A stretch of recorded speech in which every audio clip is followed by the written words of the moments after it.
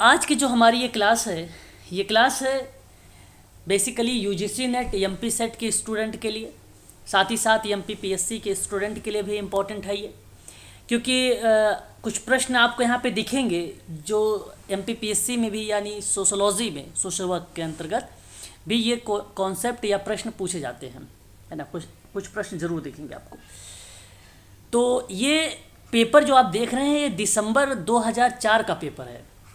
Part 1 मैंने आप लोगों के लिए बना चुका हूँ, क्वेश्चन नंबर 21 उसमें जिक्र किया हूँ, और पार्ट 2 में आप लोगों से आज बात करने चल रहा हूँ दिसंबर 2004 के प्रश्न पर।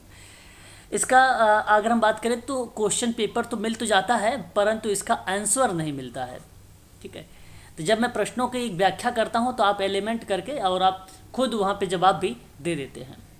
अब ये प्रश्न जो है फैक्ट पर आधारित है, 22 नंबर का। आज का पहला प्रश्न दिसंबर 2004 का क्वेश्चन नंबर 22 है। आपसे प्रश्न पूछा है, कह रहा है कि YMCA आंदोलन, आपको पता होना चाहिए, यंग मेंस क्रिश्चियंस एसोसिएशन। यहाँ दो बातें आपको ध्यान रखनी है। एक बात तो ये कि इसकी स्थापना कब हुई, तो मैं 6 जून 1844 आप लोगों को लिखवाया है, नोट करवाया है कि नहीं करवाया, बताइए एक बार। करवाया सर। अब ये आप ध्यान रखिएगा, और वहीं मैंने आप लोगों से ये भी रिलेट करवाया है कि जॉर्ज विलियम का नाम आता है इसके संस्थापक में। फिर उसके बाद आता है YWCA आंदोलन, मतलब ओमैन आ गया, अब यंग ओमेन्स क्रिश्चियंस एसोसिएशन। ये आपको बताऊं 10 साल बाद 1855 में आया था ये। और यह भूमिका किसकी है, तो ध्यान रखिएगा, श्रीमती किंडई एवं मिस रॉबर्ट्स का नाम। और अभी कल की क्लास में 1880 के दशक के दौरान मैंने आपसे बात किया था व्यवस्थापन आंदोलन, और नाम ने भी लिखवाया था आपको। एक मैंने नाम लिखवाया था सतीर का, और एक नाम मैंने लिखवाया था आप लोगों को जेम एडम्स का। तो मैं आपको कहूँगा जेम एडम। तो यहाँ पे सतीश महोदय नहीं लिखे गए हैं, नहीं तो उनका भी नाम दे सकता है पेपर में, ठीक है। क्लियर हुआ। और एक क्रीड़ा स्थल पर मनोरंजन आंदोलन की बात करते हैं, तो देखिए ये बड़ा अजीबोगरीब हिंदी लिखा हुआ है, इंग्लिश देखते हैं क्या लिखा हुआ ये, है ना। क्या लिखा हुआ ये, मारिया करके लिखा, मारिया की जो है मारी, फिर जकीरन ज़िगवस्का। ये प्लेग्राउंड एंड रिक्रेशनल मोमेंट के बारे में इन्होंने जिक्र किया है, ठीक है। याद कर लीजिएगा, इसको नोट कर लीजिएगा, इम्पॉर्टेंट रहेगा आप सबके लिए। Playground and recreational moment, clear. Yes sir. हाँ, इसके बारे में आप ध्यान रखेंगे, इम्पॉर्टेंट है ये, एक प्रकार से कॉमन टर्म फॉर प्लेग्राउंड के बारे में ये जिक्र करता है ना। और इसके अंतर्गत जो है फिजिकली मोमेंट ज़्यादा होता है ना, याद रखेंगे आप लोग, फिजिकली मोमेंट ज़्यादा होता है इसमें। इस क्रियाविधि के अंतर्गत अगर हम जब जिक्र करते हैं तो सैमुअल का भी नाम आता है इसमें, ठीक है। एडॉप्ट की प्रक्रिया में सैमुअल भी एक अहम भूमिका निभाते हैं इसमें। सैमुअल एक विद्वान है, सैमुअल किर्कगार्ड, है ना। इनका भी नाम हमें देखने को मिलता है, ठीक है। आप इन्हें जो है यहाँ जो जवाब दिया गया है, जो बताया गया है, वो बेसिकली मगीज़ा करेजेवेक्स का नाम रखा हुआ है, ठीक है, जेवेस्का। तो आप ये भी नाम नोट कर सकते हैं, और सैमुअल का भी नाम आप नोट कर सकते हैं, सैमुअल का नाम, ठीक है, सैमुअल किर्कगार्ड। हालांकि अस्तित्ववाद का सिद्धांत उसी का है, सैमुअल किर्कगार्ड का। तो क्रीड़ा स्थल एवं मनोरंजन का जो आंदोलन है, इसका भी नाम आप यहाँ पे ध्यान रखिएगा। जॉर्ज सतीर का भी नाम यहाँ पे आप रखेंगे ध्यान, ठीक है। बाकी श्रीमती किंडर एवं मिस रॉबर्ट्स का नाम, और जॉर्ज विलियम का नाम यहाँ पर भी आप ध्यान रखेंगे, ठीक है। सही ऑप्शन जरा बताइए कौन सा गया है यहाँ पर। सर ये क्रीड़ा स्थल का वो स्थापना कब हुई थी कुछ इसका? 21वीं सदी में, 21वीं शताब्दी लिखा हुआ था, मिलता है कोई एग्जैक्ट अच्छा वर्ष जी नहीं, सर। 21वीं शताब्दी जी में सर हुआ जी। है। शताब्दी। सर ये ऑप्शन। ऑप्शन नंबर ए है ना, ऑप्शन ए आपका हाँ जी। करेक्ट चला जाएगा। ठीक है, फैक्ट वाला सवाल है ये, ध्यान दीजिएगा इसमें, एमपी सेट के बच्चे भी और यूजीसी नेट के बच्चे भी पूछा जा सकता है, क्योंकि इसमें वास्तविकता है कि आपसे प्रश्न बनाया जा सकता है ये, है ना। प्रश्न हमारे सामने 23 है कि सामाजिक समूह कार्य में मूलभूत जो दक्षताएं होती हैं, दक्षता का मतलब होता है स्किल यानी टास्क को रिलेट करता है ये। तो जब प्रश्न आपसे कहे कि कौशल के बारे में बात करिए, उसके कार्य के बारे में बात करिए, उसकी दक्षता निपुणता के बारे में जिक्र करेंगे, तो बताइए क्या क्या शामिल होना चाहिए इसमें। एक तो अर्थपूर्ण संबंध होना चाहिए, कार्यक्रम विकास की क्षमता होना चाहिए, संप्रेषण की दक्षता भी होना चाहिए। क्या सामाजिक समूह कार्य में मूलभूत दक्षता में आप उनके कार्य में नेतृत्व की दक्षता को शामिल करेंगे? हाँ जी। नहीं सर। क्यों? नहीं नेतृत्व का जो काम सर। होगा आप बताइए क्यों शामिल नहीं करेंगे, मैं बता देता हूँ फिर, सुनिए। सोशल ग्रुप वर्क का ये सवाल है, और ये सवाल सीधा सीधा से कहा कि आप बताइए बेसिक टास्क कौन से हैं जो सोशल ग्रुप वर्क में शामिल होंगे। तो भाई काम तो एक तो ये तो तय है कि आपका अर्थपूर्ण संबंध की दक्षता होनी चाहिए, अर्थपूर्ण के साथ साथ कार्यक्रम का विकास भी होना चाहिए, है ना। ठीक है, और उसके बाद अगर हम बात करें आप लोगों से, संप्रेषण, संप्रेषण मतलब कम्युनिकेशन भी होना चाहिए, नहीं कम्युनिकेशन होगा तो काम ही नहीं होगा। आभाषा। उसके बाद इससे कहा कि नेतृत्व की दक्षता, नेतृत्व का मतलब ये हुआ है जो लीडरशिप है उसके कार्यों को भी शामिल किया जाएगा। मैंने कहा है कि समुदाय में भी नेतृत्व होते हैं और समूह कार्य में भी होता है। अगर यहीं पर मैं केस वर्क लिख दिया होता तो नेतृत्व की बात कट जाती। ठीक है, कार्यक्रम का विकास भी होता है, फिर ये तीनों आते, आ ब सा आता फिर। ठीक है, अगर समुदाय भी लिखा है तब भी ये 4 बनेंगे, और यदि आपसे समूह लिखा है तब भी ये ऑप्शन 4 ही बनेंगे। ऑप्शन नंबर डी करेक्ट रहेगा। नेतृत्व की भूमिका होती है, नेतृत्व के कार्य को तो आपको ऑब्जर्व करना पड़ेगा, कैसा काम कर रहा है कैसा काम नहीं कर रहा है, देखना पड़ेगा, नहीं तो ग्रुप वर्क में तो उसके कार्यों को शामिल क्यों नहीं करोगे आप, करना पड़ेगा आपको। समझ रहे हैं आप? ठीक है सर। जी सर। क्वेश्चन नंबर नेक्स्ट देखिए 24। आपको बता दूं ये प्रश्न एप्लीकेशन बेस्ड प्रश्न है, आपके तर्क के ऊपर डिपेंड है ये प्रश्न, आप कितने अच्छे से सोच सकते हैं। तो सामाजिक समूह कार्य प्रणाली के उद्देश्य में शामिल किया गया है व्यक्तिवादिता को, परस्पर संबंध की भावना का विकास करना, भागीदारी की क्षमता का विकास करना। उपरोक्त में से कोई नहीं, नीचे दिए गए कोड से सही उत्तर चुनिए। बताइए बताइए।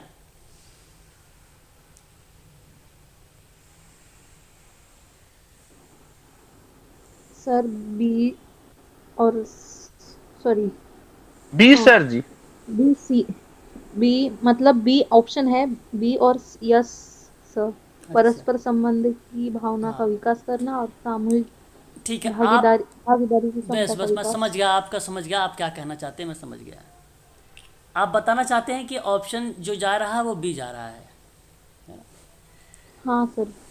और यहाँ बात बताइए कितने लोग सहमत हैं कि ये बी ऑप्शन करेक्ट होगा? सभी लोग?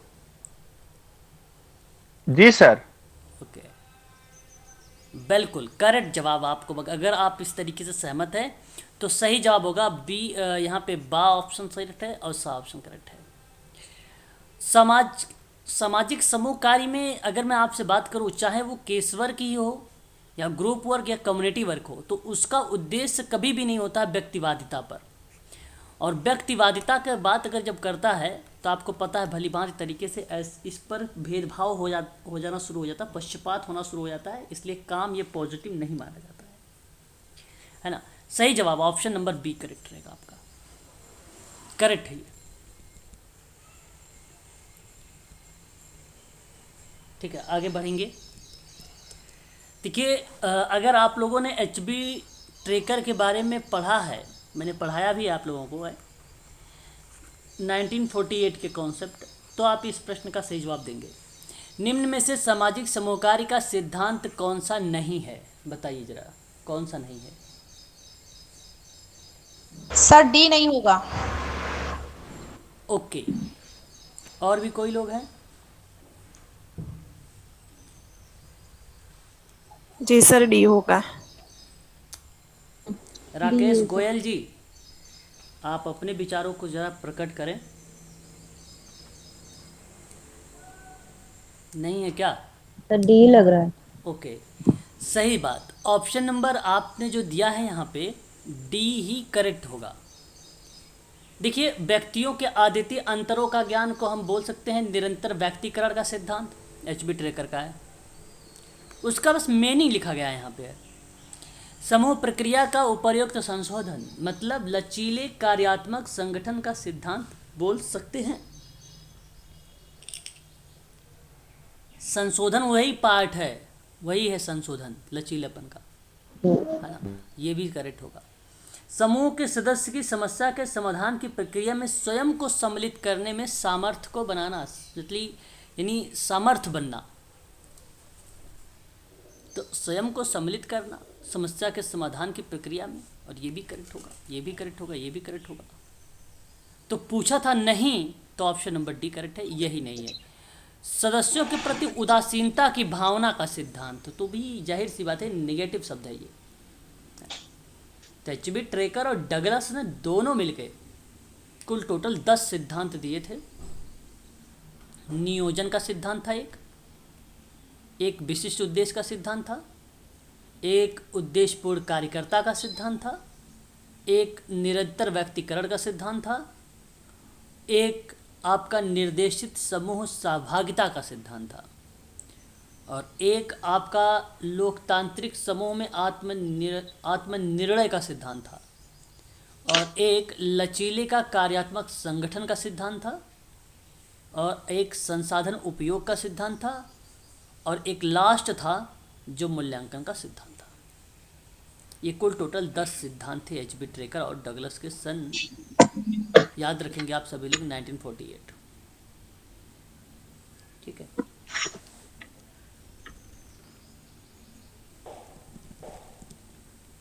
क्लियर है ना क्वेश्चन नंबर 25 में? जी सर। जी सर। क्वेश्चन नंबर 26 देख लीजिए। कह रहा है कि निम्न में वह क्या है जो कि समुदाय एक व्यवस्था के रूप में या एक व्यवस्था के रूप का अंश नहीं है? जनसंख्या, साझा संस्थानों का मूल्य, व्यक्ति तथा संसाधनों के मध्य सामाजिक अन्योन्य क्रिया, सूचना और संसाधनों की स्थिति का पता लगाना। बताइए क्या है जो समुदाय एक व्यवस्था के रूप में एक उसका अंश नहीं है, यानी उसका पार्ट नहीं है?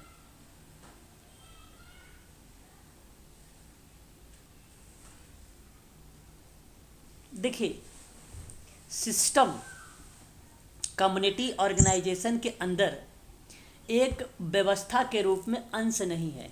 अब आपको बता दूं कुल कितने सिस्टम है, यानी कुल कितनी व्यवस्थाएं हैं? 3 व्यवस्थाएं हैं।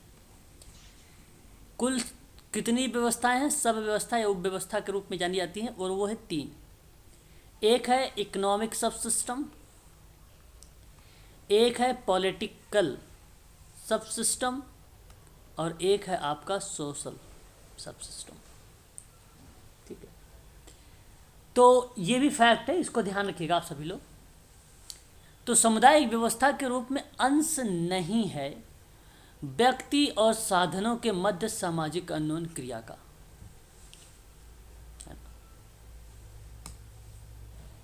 उसका एक अंश पूछा है, एक भाग है। देखो, समुदाय एक व्यवस्था के रूप में छोटा सा अंश मान सकते हैं, जनसंख्या का मिलावट या जनसंख्या के लोगों को मिला के तो समुदाय बना। साझा कोई संस्थान है या उसके मूल्य हैं, तब भी अगर हम करेंगे तो वो बेसिकली एक व्यवस्था के रूप में तो होगा, तो कहीं ना कहीं समुदाय को रिलेट कराएगा।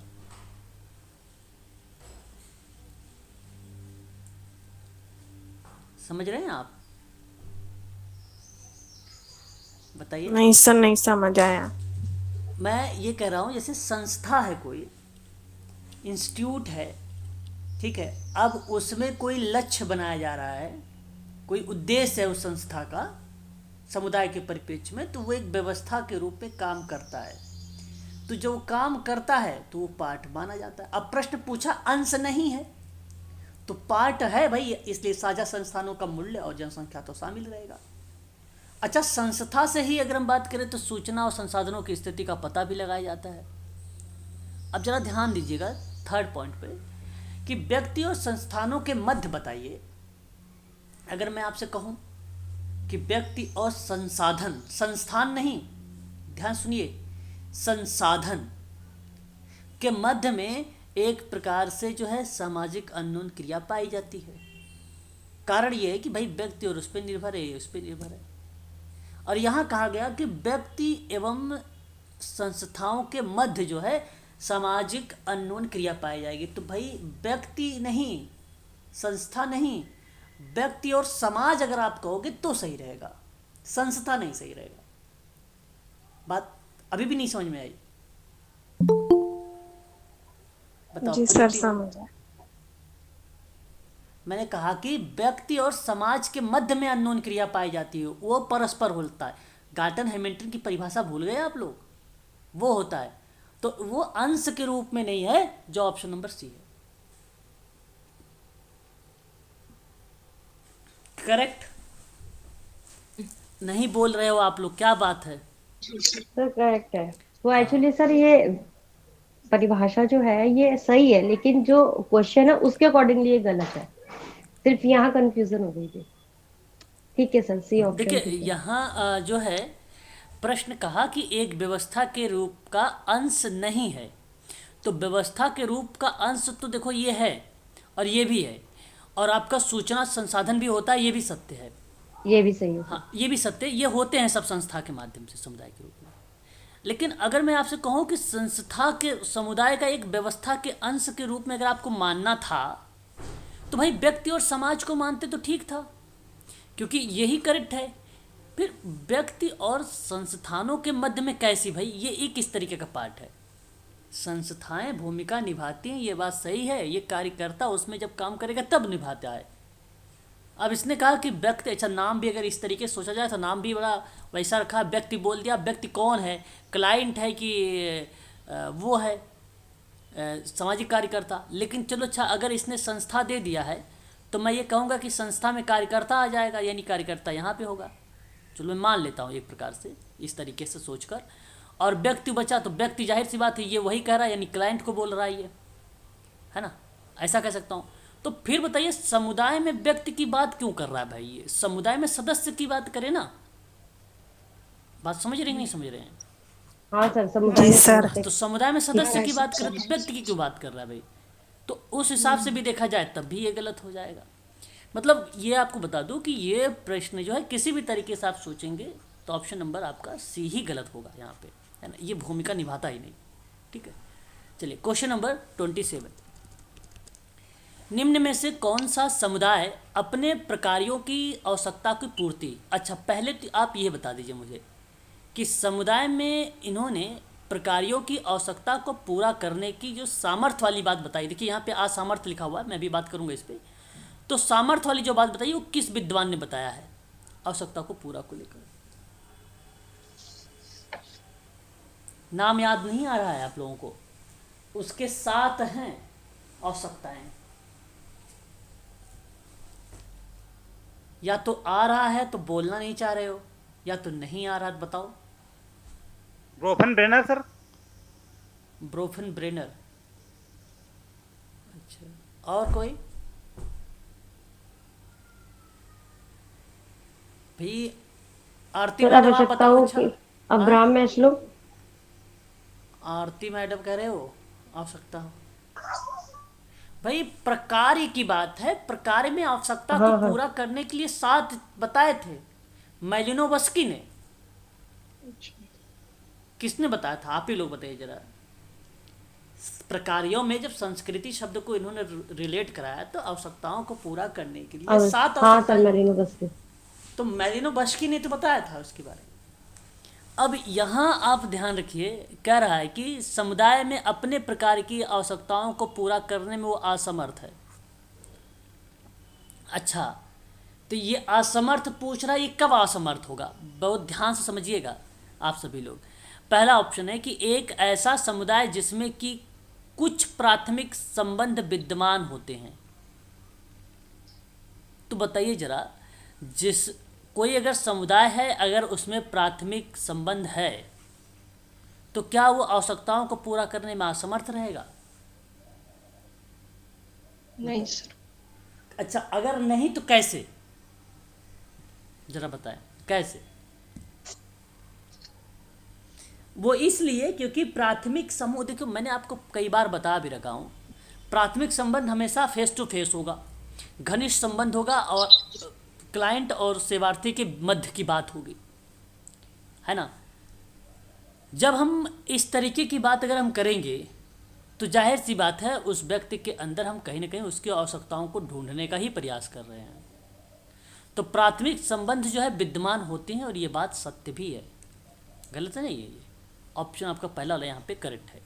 तो ये इसने पूछा था असामर्थ, तो ये सामर्थ्य है। अच्छा, ऐसा समुदाय जो तुलनात्मक तौर से स्वायत्त है, मतलब आप सोचिए कि एक ऐसा समुदाय है जो कंपेयर के आधार पर वो इंडिपेंडेंट या स्वायत्तता की बात कर रहा है, यानी तुलनात्मक तौर पर समुदाय। तो अगर ऐसा समुदाय होगा तो क्या आवश्यकता को पूरा करने में असमर्थ रहेगा? नहीं सर, समर्थ रहेगा। बिल्कुल सामर्थ्य रहेगा, असमर्थ हो ही नहीं सकता। अच्छा, तीसरी बात देखिए, कह रहा है कि एक ऐसा समुदाय जिसमें समस्याओं से जूझने की क्षमता और उनको हल करने के लिए कार्य की क्षमता, है ना, कार्य की क्षमता होती, तो क्या वहाँ पर आवश्यकताओं को पूरा करने में ये असमर्थ हुआ कि समस्याओं को जूझने की जो क्षमता और उसको हल करने के लिए जो कार्य की क्षमता है, तो क्या हम ये बात कहें कि ये एक प्रकार से समुदाय के प्रकार की आवश्यकताओं को पूरा करने में असमर्थ है? समर्थ सर ये होगा तो सर। समर्थ रहेगा। बिल्कुल, जूझने से क्षमता और उसका हल निकाल रहा है ना, प्रॉब्लमेटिक मतलब समस्या निकालने की बात कर रहा, तो होगा, बिल्कुल करेक्ट होगा यहाँ पे। अब फिर ऑप्शन बचा डी और यही करेक्ट हो जाएगा आपका। तो डी कह रहा है कि ऐसे समुदाय जो कि अत्यंत बृहद हैं। जब अत्यंत बृहद, अत्यंत का मतलब ये हुआ ना कि इन्होंने अनलिमिटेड कर दिया, अनंत शब्दों को रिलेट करा दिया। अत्यंत का मतलब अत्यंत बृहद, जिसकी कोई सीमा ना हो। तो क्या आप वहाँ पे आवश्यकताओं को पूरा करने में सामर्थ रहेंगे कि असमर्थ रहेंगे? समर्थ रहेंगे। सर कैसे? अगर बृहद आप का मतलब हाँ असमर्थ रहेंगे, बृहद। समर्थ नहीं हो सकते। पूछो क्यों? क्योंकि हमने कम्युनिटी ऑर्गेनाइजेशन में समूह बना रखा है भाई, छोटा छोटा, उसके आधार पर अगर आप मान लो वही समूह को बड़ा सा कर देते हो, रिसर्च जब करते हो तो जाहिर सी बात है एरर्स आ जाते हैं। हम तब उसके लिए क्या करते हैं, 10 लोगों को बाहर निकाल लेते हैं सैंपल के रूप में। अब फिर 10 लोगों पे जब काम करेंगे तो जाहिर सी बात वो पूरा समुदाय सुधर जाएगा, है ना। तो यहाँ पे आप ना बृहद स्तर को मत जोड़ो ना, ज़्यादा जनसंख्या को मत जोड़ो, थोड़े में बात करो, वही रहेगा आपका यहाँ पे करेक्ट। ठीक है, बताइए एक बार। जी सर। हाँ सर ठीक है। जी सर। सर थोड़ा बृहद का एक्सप्लेनेशन दीजिए सर। बृहद का मतलब होता है मैम व्यापक, व्यापक का मतलब होता है बड़ा। कोई काम अगर, जैसे अगर मैंने आपसे कहा कि कुछ व्यक्तियों को लेकर आओ, अब मैंने कुछ व्यक्तियों का बोला है। अच्छा, जब आए व्यक्ति, कुछ व्यक्ति को लेकर आप आए, तो मैंने कहा कि भाई इसमें से जो ज़्यादा से ज़्यादा 15-20 लोग काफ़ी होंगे, 15-20 लोगों का आप चुनाव कर लो। सर आपकी वॉइस क्लियर नहीं आ रही है। क्या बात कर रहे हो, आवाज़ हेलो क्लियर सर, आपकी वॉइस क्लियर नहीं आ रही। क्लियर है। क्लियर है? मैंने सर पता नहीं। लेफ्ट क्लियर है। हाँ, लेफ्ट हो जाइए एक बार, लेफ्ट हो जाइए एक बार, जी सर। हाँ लेफ्ट होके दोबारा ज्वाइन करिए मैडम। तो मैंने कहा आपसे कि भाई कुछ लोग आए और उनमें से मैंने कुछ लोगों को चुनाव कर लिया, यानी सैंपल के रूप में रख लिया उनको। अब मैंने सैंपल के रूप में जो रखा है, अब वही बेसिकली क्या है, मेन व्यक्ति हैं जो सैंपल के रूप में रखा है। बाकी और लोग आए थे, साथ में ले आए थे आप, मैंने उनको घर भेज दिया। अगर मैं उनको यहाँ पे छटनी वाली प्रक्रिया ना करके उन सब के साथ काम करता तो वो एक प्रकार से अत्यंत बृहद हो जाता, क्योंकि लिमिट था। मैंने आपको लिमिट दिया था कि भाई कुछ लोग को लेके आते हैं, और वो लिमिट मैं आपको डिसाइड कर दिया कि भाई अब जो है 10 से 12 लोग की ज़रूरत है, 10 से 12 लोगों पे रिसर्च हो सकता है। अच्छा, ऐसा मैंने इसलिए किया कि आपने ज़्यादा जनसंख्या लेके चले आए, है ना। तब अटेंडर में हमने सोचा कि इस तरीके से, और ज़्यादा लोगों के साथ अगर आप ही सोचो, रिसर्च थोड़ी ना 100 लोगों पर होती है। मान लो 125 करोड़ जनसंख्या पे रिसर्च करने बैठोगे, फिर तो भाई इम्पॉसिबल है, हो ही नहीं पाएगा, है ना। सबके घर जाना पड़ेगा, एक एक करके डेटा लेना पड़ेगा, दिक्कतें हैं। और वही आपको बता दो, अगर 7-8 लोगों पे करना हो, कम लोगों पर, तो आप उनके घर भी जा सकते हैं, पूरे डेटा वहाँ से ले सकते हैं, है कि नहीं, ये पॉसिबल है। तो ये है जी सर। अत्यंत बृहद, इसलिए आपका यहाँ पे ये करेक्ट होगा। तभी देखो, आवश्यकता को असमर्थता क्यों हो सकती है पूरा करने में, जब ज़्यादा लोग होंगे तब नहीं हो पाएगा उसकी आवश्यकताओं को पूर्ति, अत्यंत। बात करते हैं कि community welfare and organization principle and practice करके एक किताब आई थी, ये किताब के लेखक कौन है मोरेजी रॉस। Correzi Ross. भाई? Community welfare and organization principle and, अगर बात करते जो है प्रोविटीज़, है ना, प्रोविटीज़, तो इसका सही ऑप्शन ऑथर डनहम का आएगा, ना कि मुर्रेजी रॉस का नाम आएगा। सर डनम में तो कम्युनिटी ऑर्गेनाइजेशन प्रिंसिपल प्रैक्टिस है ना, जो कम्युनिटी वेलफेयर है ऑर्गेनाइजेशन, ये मोरेजी रॉस की है, आप ही ने लिखा है सर। डनहम का हाँ सर, डनम की है कम्युनिटी। कम्युनिटी ऑर्गेनाइजेशन तो है, सर कम्युनिटी, इसका करेक्ट आंसर डी है, आर्थर डनहम। हाँ वही मैं बता रहा हूँ, मेरी बात सुनिए तो सही। मैं आपसे कह रहा हूँ कि ऑथर डनहम की एक किताब है, एक कम्युनिटी वेलफेयर करके भी आती है, तो ये वेलफेयर इसमें कर ही दिया है, और एक इसने एंड करके जोड़ दिया है, और इसने कहा कि ऑर्गेनाइजेशन प्रिंसिपल एंड प्रोविटीज़ करके, और ये भी उसी की है, दोनों किताब वही की है, एक लाइन में दे दिया गया है ना। ठीक है सर। कम्युनिटी ऑर्गेनाइजेशन की बात जब मैं करता हूँ ना, तो वहाँ पर जिक्र आता है मुर्रेजी रॉस का नाम। द मार्वस एरो स्पेस करके एक किताब आई थी, वो भी मुर्रेजी रॉस की ही रही है। केडी गागरेट के अभी मैंने आप लोगों को नाम भी बताया था, जब भी नाम इसका आता तो मैंने इसकी किताब जरूर लिखवाता हूँ। याद है किसी कौन कौन सी किताब है इसकी?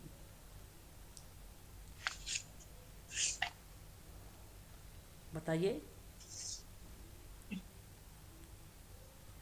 इनकी किताब नाम नहीं पता? सोशल लेजिस्लेशन इन इंडिया एक था, ठीक है, और एक था डायमेंशंस ऑफ सोशल वर्क।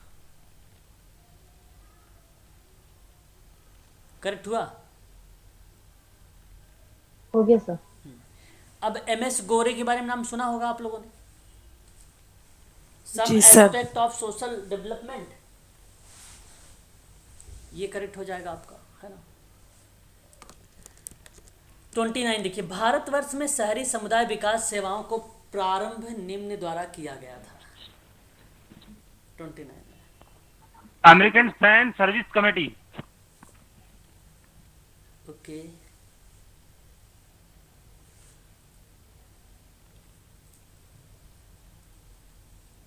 और भी लोग बताएं जरा। देखिए ऑप्शन बी भारतवर्ष सर। में, जी देखो, भारतवर्ष में शहरी समुदाय विकास सेवाओं का प्रारंभ निम्न में किया गया था भारत सरकार के द्वारा। आपने नाम सुना है JNNRUL 2005, याद आ रहा आपको?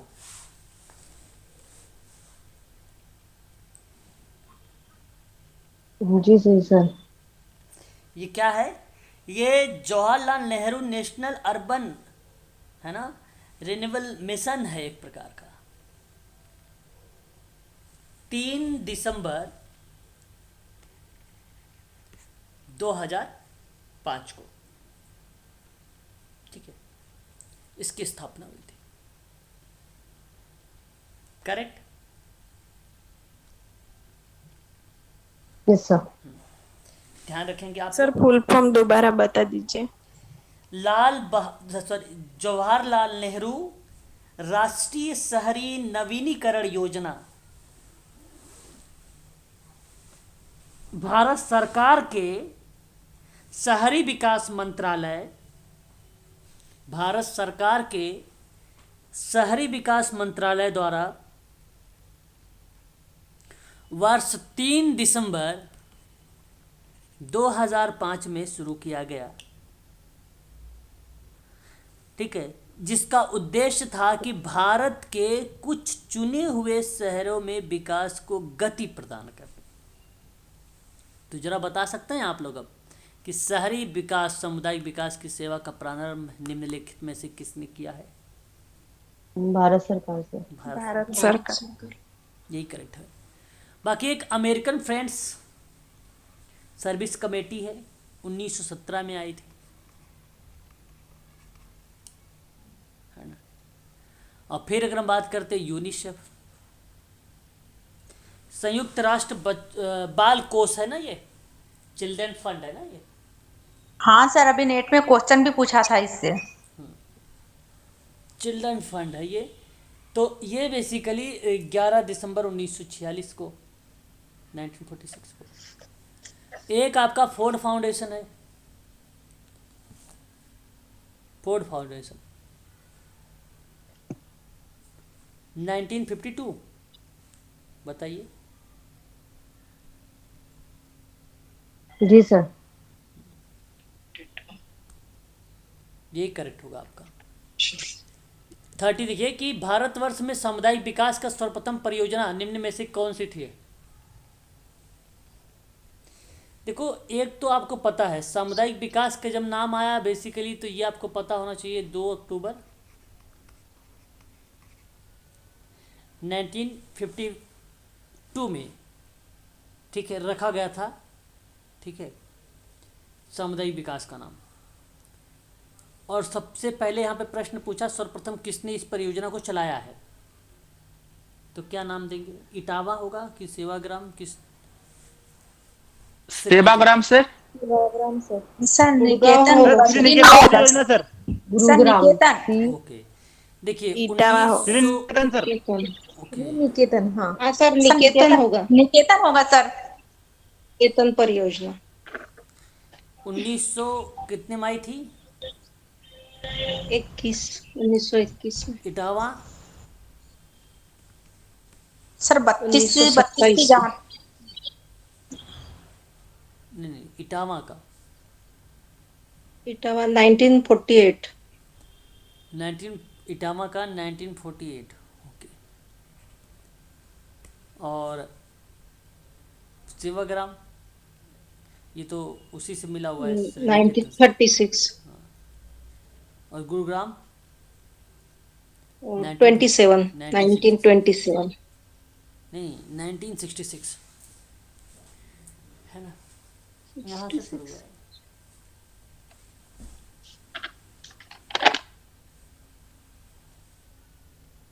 ठीक है,